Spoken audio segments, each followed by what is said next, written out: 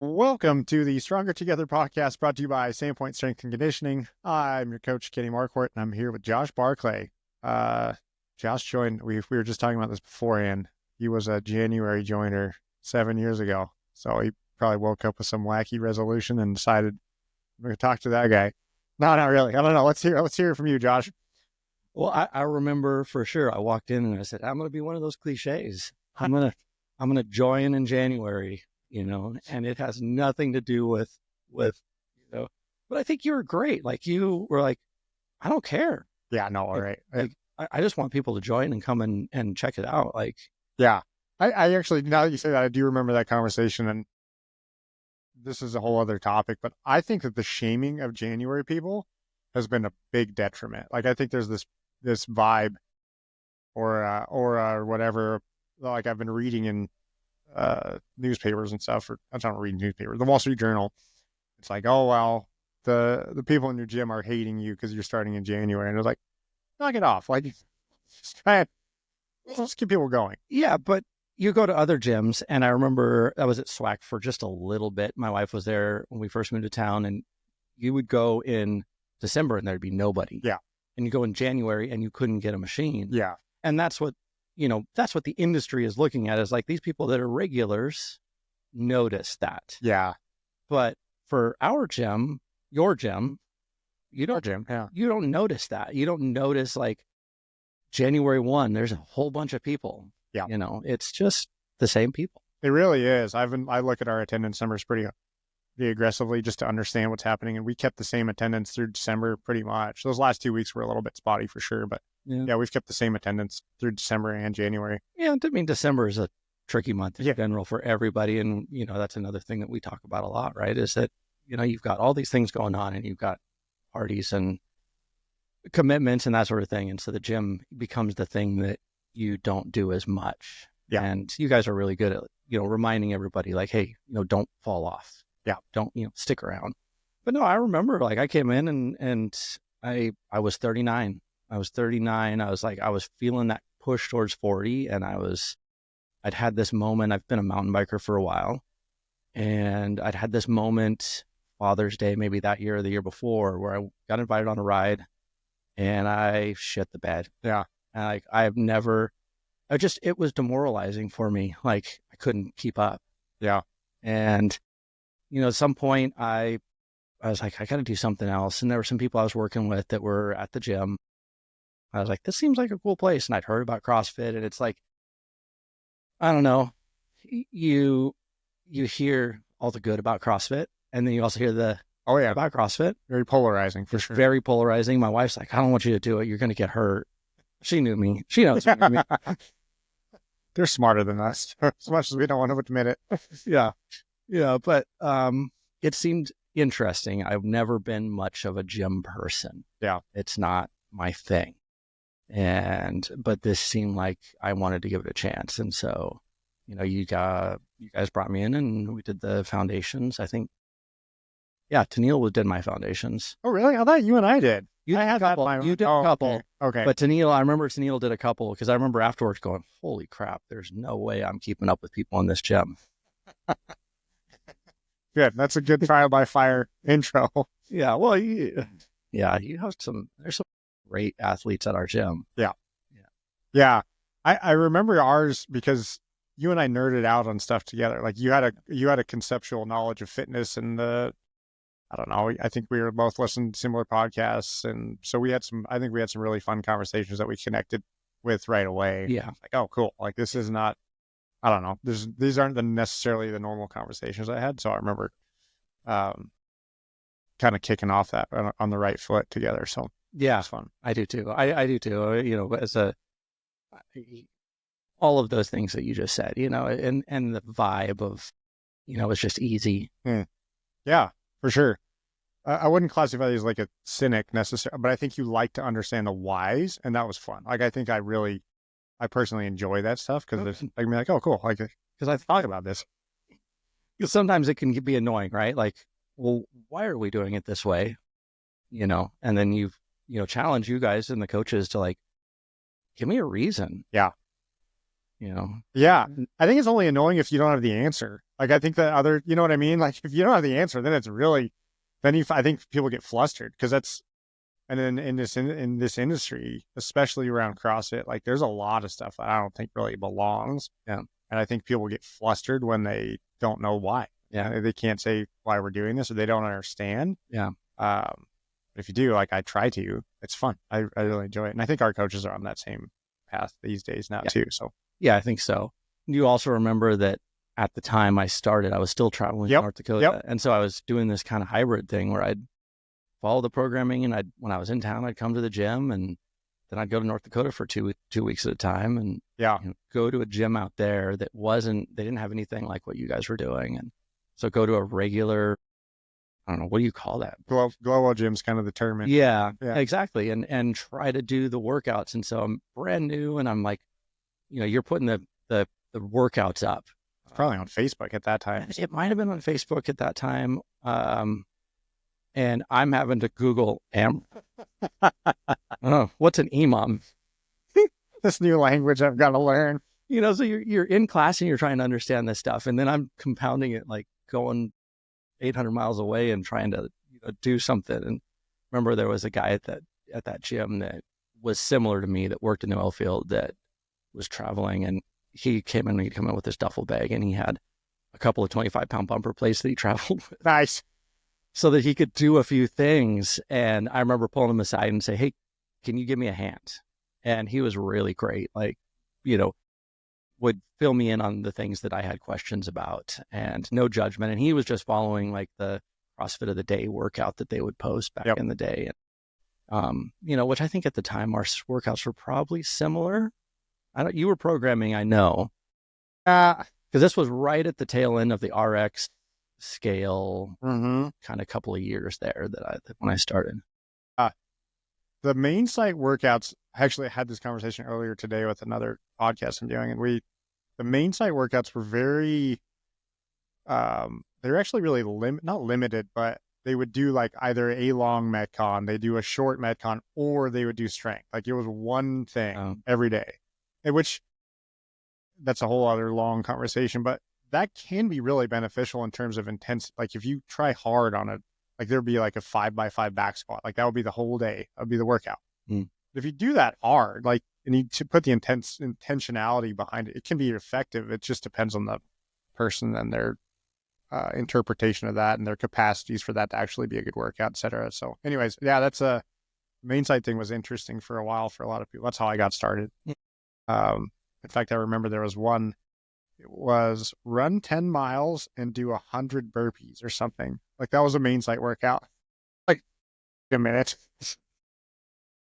I didn't do that. Was that April Fool's, like an April 1st? Nope. That was a legitimate thing because that was before, actually that was a main site workout before I got into CrossFit. And that was one of those things that as a skeptic or cynic myself, I saw that and I was like, that's the dumbest thing I've ever seen. Like that doesn't make any sense. And so I wrote off CrossFit for years because I had seen that one workout. I was like, that's the most ridiculous thing I've ever seen in my life. It was partitioned however you want, by the way. I mean, so you could run 10 miles and do 10 burpees or run a mile and do 10 burpees. And yeah, I mean, that's quite a load for someone to take on. Well, right. Like and you're in it for a year or two before you go look at something like Murph and you go, I'm going to partition that, Yeah. And not to say that when you guys do Murph at the gym, when we do Murph at the gym, like the partitions are the option that you give to everybody. Like you don't encourage anybody to go unpartitioned on something like that. And, there's a reason. Yeah. Cool. But yeah, to look at that main site workout and go, no. Huh? What? I think the first one I actually did was 100 of everything. It was 100 pull-ups, 100 push-ups, 100 air squats, 100 sit-ups. Not a good first workout. I was torched for a while. You should go down to Coeur d'Alene and chat with Glassman and see what he was thinking. Well, I think the idea was always the scale thing, but that does not get interpreted across the board. Like it's hard to understand that. Okay, what's a reasonable thing for me to do in this context? Yeah, and that's even now. I think people see RX, which I like the level method because there's nothing that really like RX is your RX, right? I think people see RX and they think, oh, that's what everybody's doing, and if I don't do that, then I'm failing. Yeah. So Yeah. And it really felt at the time like it felt like RX was built for, kind of upper tier athlete. Totally. And most of the gym was scale, should be scale. For sure. And, for what it's worth, like, you kind of, it's something to aspire to. Yes. Yeah. RX doesn't make it sound like that. If that's prescribed, then it's not like this is what you're supposed to do. It doesn't. And and then you always feel less than, it's that, and I think that there's groups out there that have really promoted, scale for life. Yep. And it makes sense. Totally. Yeah, I completely agree. And I think there's a lot of ego death that happens with that, like kind of cognition of, okay, this is appropriate for me today, not I'm going to go as hard as I can today. It just doesn't make sense. It's just not a way to, it's not sustainable, quite frankly. So yeah, and it's hard, right? Like even with the level method, it's real easy to walk in and look at the board and go, well, of course I'm going to do brown, or, and then often for me, what it takes is looking at the people around me and going, you know what, everybody's doing purple. I'm okay with doing purple, or whatever that color is for somebody. Yep. And trying to uncheck my ego. Yeah. But it's really hard to uncheck the ego anywhere, and in life and in the gym, it does come up. Yeah. Oh, for sure. I think it's a good lesson though, personally. Like I think that's a good journey, or just kind of like acknowledgement of yourself to say, okay, this is like I can and should. I've said this before in this podcast, but like can do or should do are very different things, and should do in context for life. It's probably better just do less. Go more, do less. I was reading a book last night. It's brand new. It's a great book. It's called The Obvious Choice by John Goodman. And he touches on fitness a little bit in there. And he says something about brushing your teeth. Like if you brush your teeth as hard as you possibly could every day for 5 minutes, like, but then you didn't do it again the next day. Like you just assumed that you could go as hard as you possibly could one day. Then you were torched and your whatever gums were bleeding the next day. Like that would be bad. If you just brush your teeth every day a little bit, like you're going to be better off. It's way better to just get the habit in and know if you brush your teeth twice a day, whatever you do is way better than doing it as hard as you possibly can for a month. And then stopping and assuming that starting again in 6 months will be better. So we're just talking moderation. Totally. Yeah, exactly. Yeah, exactly. And I think you've done that. I think that I've watched you do that. We've had good conversations about that over the years, of where this lies. And even for you, like mountain biking is probably your big driver. I mean, I know like health and longevity. Yeah, health and longevity, and mountain biking is definitely a passion, and I want to keep that. And as I get older, I notice I just want to move. Yeah, and I want to make sure that when I go to move, I'm not injured. Yep, I'm not sore, and it's enjoyable. And so that's kind of everything that I do. Try to make sure that I'm thinking about that at least. Yeah. And I think that in the terms of the mount, we've had that conversation as we go into this. Well, I don't even know I think you've just naturally understood that, but like you'll tone it down in the gym because you're riding your bike more. Maybe you're not there as much at the gym. Maybe the frequency's lower and intensity still. Yeah, I sometimes it's, I'm not going to go to the gym today because I know I'm going to go for a ride tonight or something like that. And there was a period of time when I was trying to do it all. Yeah. I'm going to go to the gym every day and I'm going to ride bikes 3 or 4 days a week. At some point you just overdo it. You're tired and you're sore and your enjoyment goes down a lot when you're in that position. Yeah. But, the other one for me has been just learning to listen to myself when I'm at the gym or on the bike or anything. And instead of always trying to push as hard as I possibly can. Yeah. You would laugh. We've had this conversation. We've laughed about my pacing being terrible. Yep. You're not alone. Yeah. Yeah. And I'm working hard at, I've noticed it getting better in the years. And, you're a great example of pacing. Like I've watched you sandbag a start of a workout. I'm like, why am I ahead of Kenny? This doesn't make sense. Lazy and good for nothing. He owns this place. What's he doing over there? And then, we're 12 minutes in and you're passing me up and, barely sweating. And Yep. so, but it is, there's kind of an is what it is type of thing. And you go in there and you do the workout and you suffer and you're done and you're happy about it and you're, stoked to have done it. You're stoked to be done. But the pacing is, I'm finding pride in, like, I know that first round was slower than my last round, and finding pride in noticing those moments. Yeah. Does that translate to your bike? Yes, it does.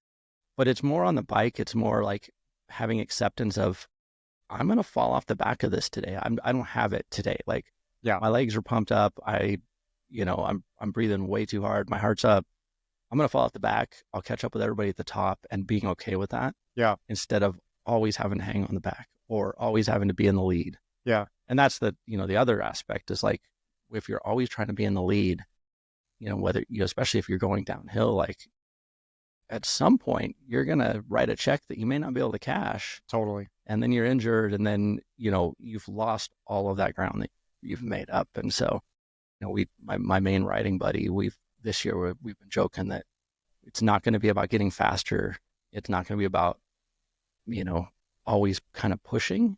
Yeah. It's going to be more about, like, having more fun, like finding, more enjoyment in the same trails that we ride all the time. Cause we have 60 miles of trails around here roughly that we ride over and over and over again. 750 miles last year. Wow. Yeah. Yeah. Yeah. You can always go faster. I think that's what I try and convey is, like, you can always, if you leave some of the tank, you can always go faster. But if you're running red line the whole time, it's just, you're eventually going to tap out, and it's just hard. And I think that's, again, one of the things I try and convey, like, that's a really important thing to know physiologically of where your gears are and what gear you can run in and know you have more in the tank. And I just got on a mountain bike, 3 or 4 years ago? I know, I think 3 years ago. Yeah. You were one of those pandemic bikes. That's true. And I swore I'd never get on one because I knew I was going to break my collarbone or something, because I'm not very smart. And, like, when I like to go fast, I like having my brain turned off. When I'm on, like, skis or on a bike or what, like, that's just where I find the pleasure. And I knew that if I got on a bike, I was like, I'm going to be one of those idiots that's just going too fast. So I was trying to preserve my own structure by not getting on a bike. But yeah, I eventually did. But I think that translated really well into this, like, okay, I can ride here at my zone 2 or 3. I could do that for a long time. But if I'm in 5 or zone 5 pin, I'm going to have to stop and not. It's not a matter of slowing down at that point. You almost have to stop. And it's the same in the gym. When you see somebody redlining, like, eventually they're going to be hands on their knees. You just can't go at redline for all that long. Yeah. Well, and it's a tricky, mountain biking in our area is a lot of climbing. Yeah. And climbing on a mountain bike, if you haven't done it, it's like sprinting on a track. Yeah. It is as hard as you can, up a hill. Yeah. And when you're, I'm 200 pounds right now, you're pretty close there. Like, you're pushing a lot of weight on a bike up a hill. And so you run in that zone 5 a lot when you're climbing around here. And so it's always zone 5 climbing or 4 or 5. And then you turn and you go downhill and you get your heart rate back, but you're also in the most dangerous part. Yeah. You're going fast downhill. Yeah. And so that's, to your point, like, it's smart to take a pause and get the heart rate down and then go downhill and enjoy it and that sort of thing. Yeah. So, but now I know why you've always turned me down for riding together. Oh yeah. I know. You're like, I don't want my ego. Totally. Well, I'll be the one to try and keep, I can do this. Yeah. And my brother's a very talented biker, and I've ridden with him, and I just try and, like, do the same. Like, oh, I got it. I'm good. I can hang out with him. I end up making a big mistake, falling or whatever. So, well, I haven't seen you in a sling yet, so you've done pretty good. Yeah, knock on. I think this is paneling, but I'm not sure if it's wood or not, but I'm knocking on it. Yeah. I mean, I think there's life aspects to that too. Like, it's easy to get excited and pin it. And, I think even now, not to keep harping on the January thing, but I think it's people come in with this exuberance of, like, I can do all these things. I'm going to do them all today. And then they fall off because it's just too much. But if you leave a little bit extra in the tank and you know that it's really about the sustained habit more than it is the tomorrow or today, I think that's a think, again, that's translated for life for me. So just knowing I should probably not, even if it feels good at the first 2 weeks of a new quarter or whatever, to do everything all at once just doesn't stick. Yeah. You feel the same, or? Yeah. There's, for whatever reason, like the physical stuff, that's easier for me to go, I'm going to do this right now and, stick with that. There's other aspects, life aspects that I like, I'll do this, I'm going to do this right now. And then a week later, I'm not doing it, or, Yeah. But I think that's just, where you find interest, right? Is if you have interest in something and a passion for something, you're going to find a way to keep doing it. Yeah. And if you don't, it's okay if it falls off. Yeah. I don't know if it's okay. I think I don't know. I think that if we should all work on keeping those things, prevalent, like if it's something that you really want to do, even if you don't have a passion about it, you should continue to try and keep up with that, but maybe set the expectations different of like, maybe you're not going to do it every day. Yeah. Maybe you're going to look at it every couple of days or once a week. And then, Yeah. So, but the keep trying is. Yeah. The keep trying, like just don't give up because you don't get it the first time. Yeah. It's a process. The process is, I think, very underrated. I know people talk about it, but it's hard to actually execute. Yeah. Yeah. Like I try and learn Spanish every year and I suck every single year, but it's the try. Like I still get on my lesson and I'm like, I feel like my instructor is always looking at me like, you've done this for how long? I'm like, shut up. I'm still here. Okay. I'm not quitting. When I was working in the field, I had one of the company men I worked for gave me his guitar. Oh yeah. I was like, I wanted to learn how to play guitar. And he's like, here, use mine. Yeah. And I fiddled with it and was doing, lessons on YouTube and had one of those apps, and it's not my thing. You're not still trying the guitar? Still, it's in the closet. He was such a generous man. He gave that to me when we parted ways, and it's in my closet. I feel a little guilty. Someday you'll be singing songs around the campfire. About the other day, I was like, I want to try that again, but yeah, right now, having just bought a business, the best time to add more stuff. I'm going to do it all. But that's life, right? Like we all kind of do that. Like I'm going to do everything. Yeah, for sure. I only live once. Yep. Doing it all. Mm-hmm. Again, I think it feels good in the moment because you just on adrenaline or whatever novelty, it's easy to just pin it and do it all. Yeah. But yeah, maybe it doesn't make sense in that season. No. And then, that's like the hard part where I find it for myself is like when somebody puts a text out like, hey, we're going to go ride this day. Like, I want to be there. I don't want to say no, Yeah. Or Travis is, are you going to the gym today? Yeah, I want to be there. And so like learning to, I think it's tempering expectations of like, I can't do everything. And, but the desire of like, when somebody's like inviting me to do something like, go to the gym or go for a mountain bike ride or whatever, like I want to make that happen. Like, yeah. That's important to me. Yeah. But you shouldn't say yes to everything. Totally. Yeah. The saying no, I think the saying yes to one thing means you're saying no to something else. Yeah. Is an important, but very, very challenge. Like I have a ton of challenge with that myself because the same, you feel guilt or shame or whatever by turning somebody down. Like you need to have a reason. Yeah. For mine, it's, I get so much pleasure out of being included. Yeah. Yeah. And, to go thanks, but no thanks. Yeah. It's really a hard thing because you're like, when you do that, you're fearful that they're going to stop. Yeah. Me again. That's the last time. We're done. Yeah. It's just ridiculous, but no, I feel the same. Human nature. I know exactly what you mean. I feel the same way. Oh. And I have a hard time saying no as well, even if I know it's what I should do or feeling like you have to have a reason. Like, there's like some other commitment or some other thing. Yeah. Start that text with an apology. Yeah, totally. Or just like, like it's got to be another, I'm pretty introverted. Like I need time quiet. I need time by myself. I'm extroverted in the moments that I love doing this. I love being in the gym. I love being in those, but I also desperately need the times by myself. Mm-hmm. And that doesn't feel good to me to tell, you know what I mean? If you get invited to something, and you're like, you know, I just don't want to be around people right now. Doesn't like, I don't know how well that goes over. Maybe I'm misunderstanding that. No, I think you're right. Like, I mean, but also, that's the battle. Yeah, right. We got to normalize saying no and knowing that that's no judgment if somebody just said Yeah. sorry. Yeah. Yeah. I mean, that same friend of mine that I ride with, most of my rides are with Mac, and, he'll put invites out to other people and won't get a response. And like, that's a hurt thing for him. Like if they don't respond, Huh? but then he'll also like, you know, chide them a little bit. Like when they're like, no, I can't today or whatever. And I'm like, you got to balance. Like, Yeah, yeah, I know you want everybody to be there and you want to, but also like you have to give somebody the chance to say no. sure. Because if you don't, then they're going to stop responding. Yeah, yeah. That's a good point. I like that. I mean, just I think it's really helpful to understand everyone's perspective on the matter Mm-hmm.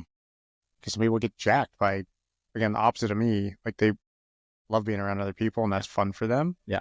Opposite of me most of the time. I'm just like, I'm good. So yeah, that's I think more compassion towards everybody else's Yeah. experience is good. Well, and yeah, I mean, and for that friend, he, if you're the organizer and you don't get responses from people, like that's hitting you probably as bad as that person, like, or say for you for like not wanting to be out there among other people sometimes. Uh-huh.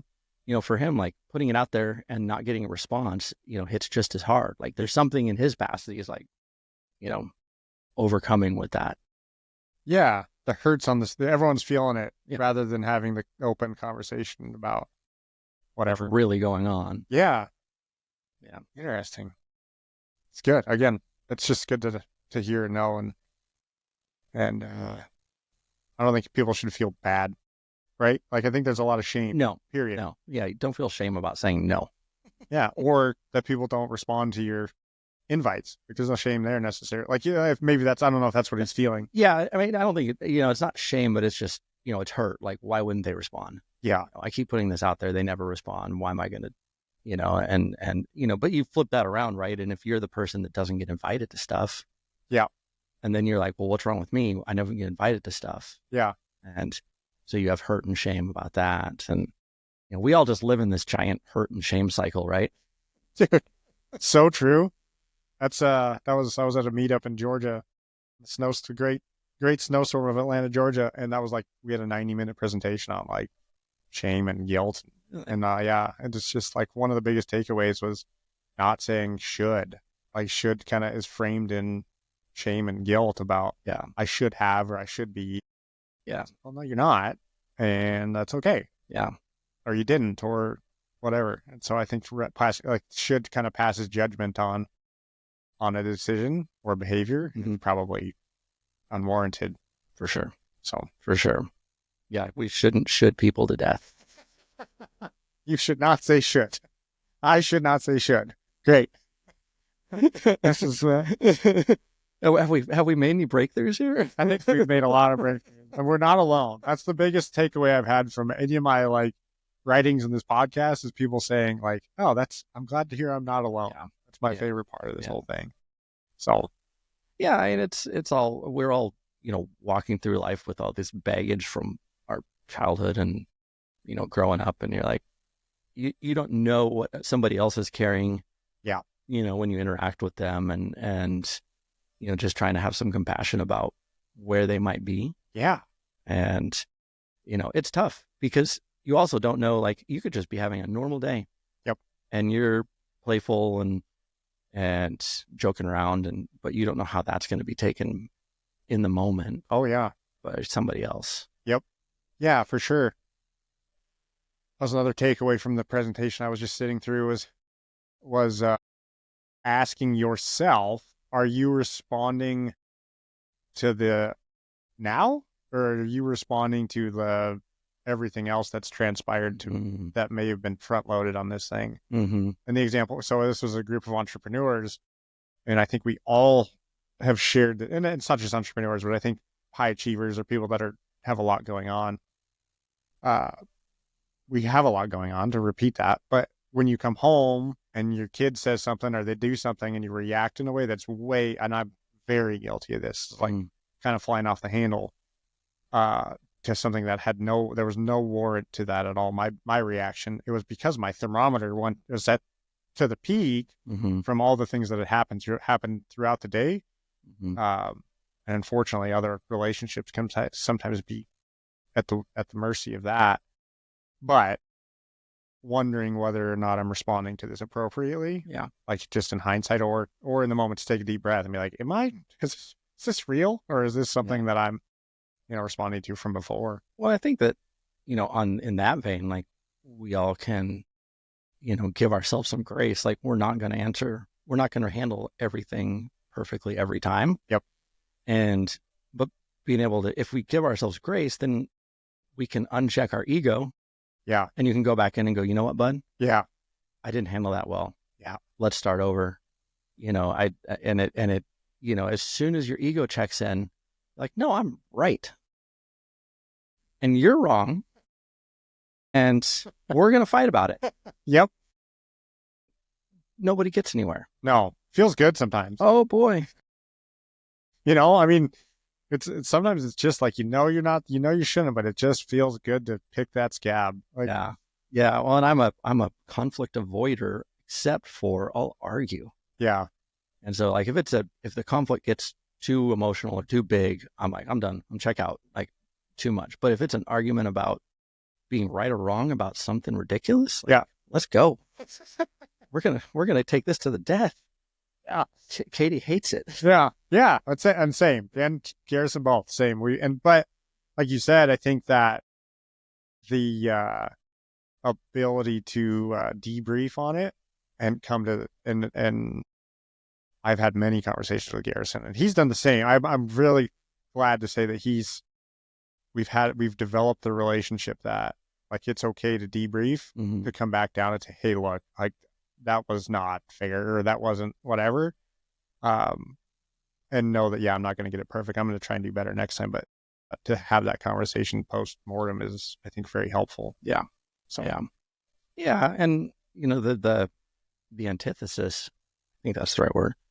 Sounds smart. Yeah, it sounds smart. Is that you don't want your kid to become an apologizer for something that they had that they didn't have a real reason to. Yeah. Like they did a thing, you reacted, and then everybody kind of feels hurt and ashamed about it. Yeah. And then they come because they want your love and affection and they apologize. Yeah. Yeah. And, that apology thing that'll just build, like they'll just be an apologizer. They could, just be an apologizer. Yeah. And, that's a kind of a slippery slope, right? Yeah, for sure. Yeah, I think getting to that healthy spot of like all emotions have dissipated for the most part and kind of talk about the whole situation of, at least they can understand, which on a broader scope, I had a conversation with somebody the other day that they were frustrated with another person's behavior. And I said, I think everybody's doing the best they can. Mm-hmm. I don't know how many narcissists actually exist, like clinical narcissists, where they really only focus on themselves. And they really, I think most of us have our own self-interest at heart as a protection mechanism. But I think realistically, most people are really doing the best they can. I think optimistically, that's the truth. Right. Well, and that's another tough one, right? Like my upbringing says everybody out here is doing the best for them. I have a very glass half full and outlook on life and people, and that, I tend to see the good in people and what they're doing. But, like Katie, for instance, with her upbringing, she can be glass half empty and can see all these people are out to take advantage of me or to hurt me or, that's not universal. Yeah. But, so, it just depends on what you come from. If you come from someplace that says, no, don't trust anybody. Yeah. That's a hard wall to get over. Yeah. Barrier to get over. Yeah, that's true. And also, I mean, I think both extremes is probably, because if you think everybody is out to help, probably going to get screwed. You're probably going to get burned. You have to be careful. Yeah. I don't know. I think it's a good think it's just good life stuff to try and look at the other perspective of nothing else. Yeah. And realize, yeah, this is probably coming from another, whatever. Like you said, like a lot of the wiring that happens when we're young. Yeah. How that's explained or how that's manifested itself in people's behaviors is, yeah. You can't ask them to debrief their whole. No, you really can't. And so some of it's just, I guess treating other people with grace as you'd want to be treated. Yeah. And kind of that old adage. Yeah. So I want to pull back on something. So when I go to the gym in the afternoon, that's like my decompress. I get to put my work day behind me, go to the gym, hang out, laugh with my friends, get a good workout, go home. And I'm usually, if I've had a bad day or whatever, I'm better. Yeah. Like that's kind of the medicine. Yeah. That's your work. That's your business. Yeah. And so, so how do you like handle that? Because you don't have that place. So what do you do? I would contend that I do 99% of the time, that still is an outlet for me. Like it's still the happiest place on earth for me. It's my Disneyland. And that's more and more and more and more so over the years, just because of the people who are in there now. And not that we had bad or evil people before, but I think the culture of people that we have in there now, it's just so positive. Yeah. This time of year, a little bit less so. People are kind of have that like distant stare in their eyes, like they're going to murder somebody. Well, today we'll have to ask Addie what day of sunshine we're at, because she's keeping track of it. Who? Abby. Oh, she is? Yeah. Yeah. But it's been pretty dreary in Sandpoint. It has been rainy and cold. Actually, it hasn't been that cold, but yeah. No, that's still a blast for me. Like that's still mostly an outlet.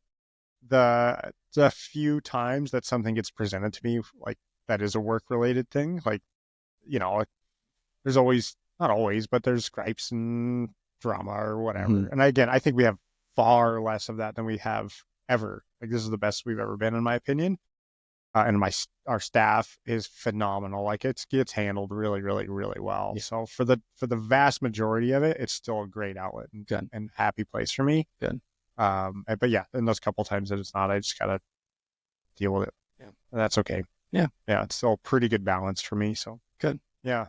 Other than that, that's where I do get that quiet, and I hunt a lot, and that's my solitary time to just kind of be and let my little lizard brain kind of exercise its demons alone. And I just, not that that's like that's not at all, but it's like, that's my decompress time is solitary time out in the woods or so.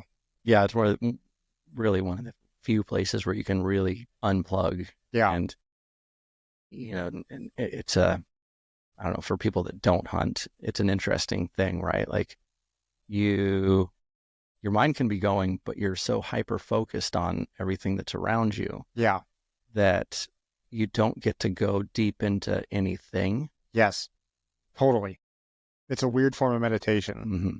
And I do a lot of tree stand hunting, which most people are completely befuddled by. Like they see actually the high energy, but like I do a lot of activities, but sitting in a tree stand is one of my favorite things in the world, because I've essentially tied myself to this meditation spot for multiple hours at a time. Yeah. And so you just can't fiddle. You can't. No. Yeah. No. And you've got, so stand hunting is how I did a lot of the hunting growing up. If, my dad and I'd go out and we'd have a time before CBs and before radios and before cell phones and all that. It was, here's the time, we're going to sit until this time, and then you start moving this. And so you had to stick with it to a T, or it wouldn't work. Right.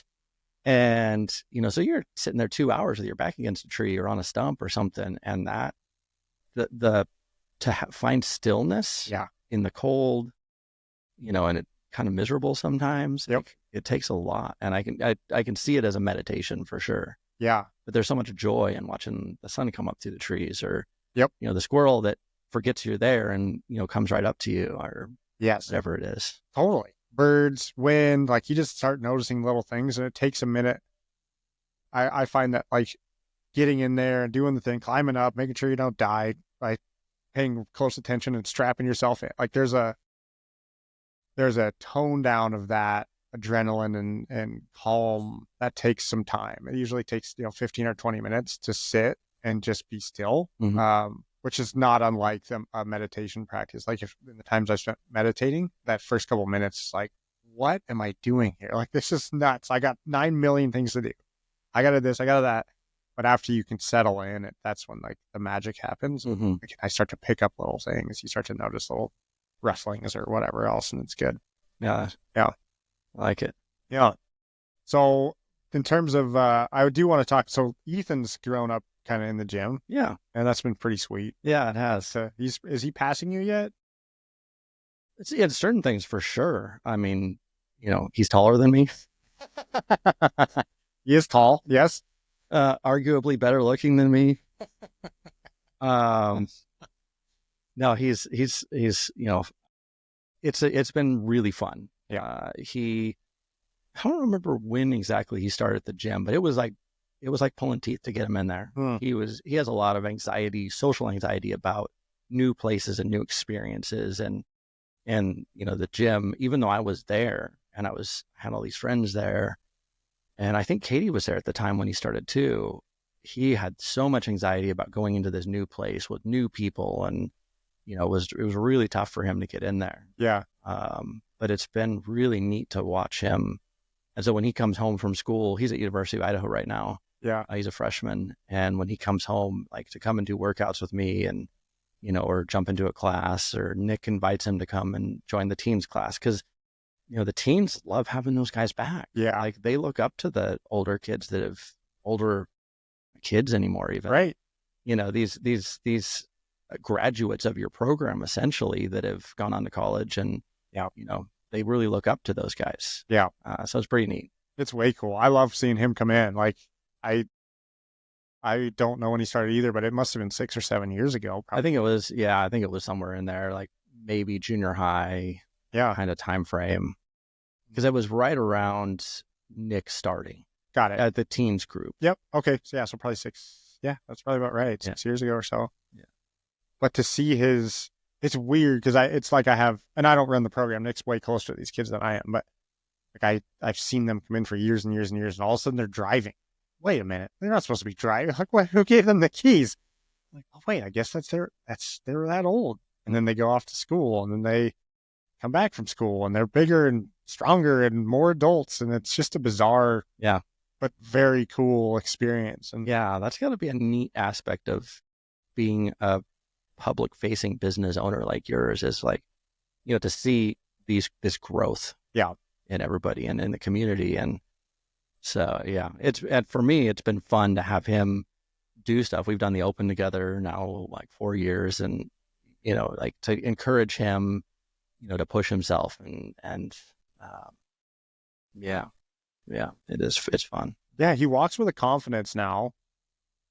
Like, you know what I mean? Like, I'm sure when he came in, I couldn't point to this either, but the anxiety and this fear I think most people have, quite frankly. Yeah.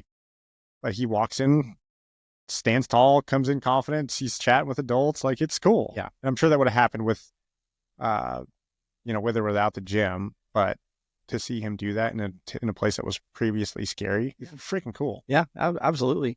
Well, and the gym it was an intimidating place when I started. Yeah. And, I think it's an intimidating place for probably everybody that starts. Yep. Because, it's not about everybody else, right? It's about you. You don't want to look like a fool. You don't want to look like an idiot. You don't, you want to just, it's the same. We all do the same thing. We go to the back of the class. Yep. We go find a corner to hide in. Yep. Nobody look at me. Yes. And at some point, the community pulls you forward. Yeah. And it pulls you up. Yeah. And, and then all of a sudden you're doing stupid stuff that, and I'm saying this in a good way. No, right. Of like, well, I'm going to try his handstand. Yep. And you're falling on your head and you're laughing about it. And it's okay that everybody is laughing with you. Yes. And because you know what, at 40 something, you're learning how to do a handstand push-up that you've never done in your life. Yep. And that's cool. It's way cool. Like that's, I think what keeps people, or kept me there, is like the learning new things aspect of the gym. Yeah. That engagement of your mind. Like when you're like, well, I don't know how to do this, but I want to. I mean, look at something like double unders. Yep. seems like the simplest thing. And for some people, it really is. Yeah. I think it took me 4 years. Yeah. 4, maybe 5 years before I was confident with dumbbell unders. Yep. Yeah, same. It took me I finally, there was a point at which I said, I'm not leaving this gym every day. I said, I have to do 100 double unders before I leave. And then when I first started, it took me 4. Yeah. So same. Yeah, it was, but the new skill thing and recognize that your brain still has a lot of neuroplasticity and ability to learn, and being in a safe place is the best, in my opinion. Yeah. And it takes some time, I think, for it to feel like a safe place. Yes, for sure. But the coaches do a really good job at encouraging it. And the members are spectacular at it. And that's a tough one, right? Like, I know that not all members have the same experience. Not all new members have the same experience, but if you have a little bit of openness, yes, everybody will pull you in. But if you keep that wall up, it's really hard for everybody else to pull you in. Yeah. And so if you can let that wall down, like, it's so worth it. Yeah.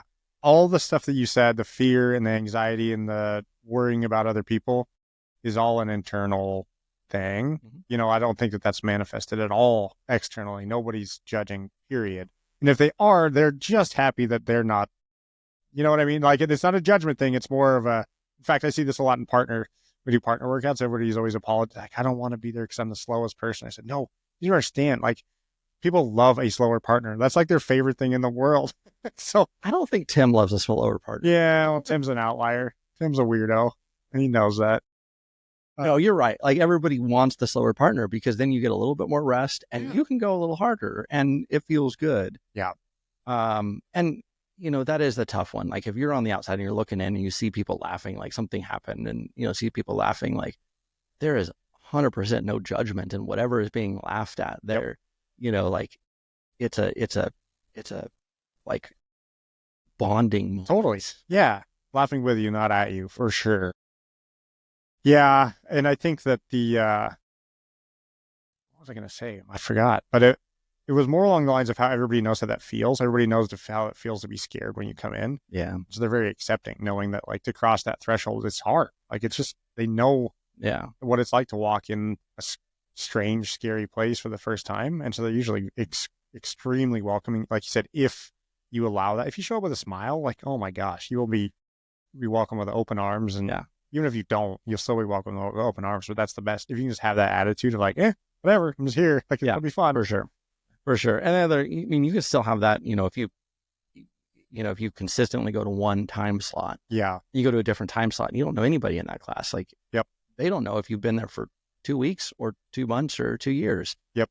And, so you can get out of that. And I really think that everybody should, get out of that comfort zone and go work out at different time zone slots sometimes, just to meet other people and meet other members of the gym and to feel uncomfortable, like intentionally feel uncomfortable. Definitely.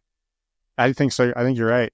I think it opens doors outside of the gym. I mean, and like knowing that you're going to, like, I've seen it in some of my other stuff. Like, I go into a new room, like, nobody knows. Maybe nobody's going to let me sit at the lunch table with them. Like, your mom, the loser. Well, yeah, this is all this childhood stuff that we're still getting past. That's like, I could go, going up and introducing yourself to somebody you don't know. Yeah. Like, how uncomfortable is that? Yeah. What are we going to talk about? And, there's so many good moments that can come out of that. Yeah. But it's uncomfortable. It is. Especially in those rooms. But especially in those rooms, it is hard especially in those rooms, but especially in those rooms, people know what it feels like. So they're the most welcoming people ever. Yeah. Like, they get it, I think.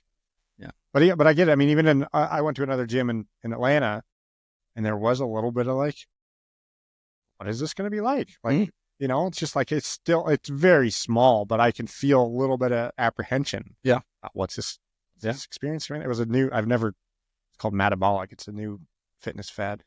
But anyways, it was like, I have no idea what we're going to do today. So let's just figure it out and see how it goes. But it was, the intimidation was, it was small, but palpable for sure. Yeah. So, yeah, I mean, nobody wants to, you don't want to look foolish, but it's so fun when you do. It's okay. Yeah. I mean, crap. People see their pants, they get sick, it's not that big a deal. It's fine. The next episode of your podcast.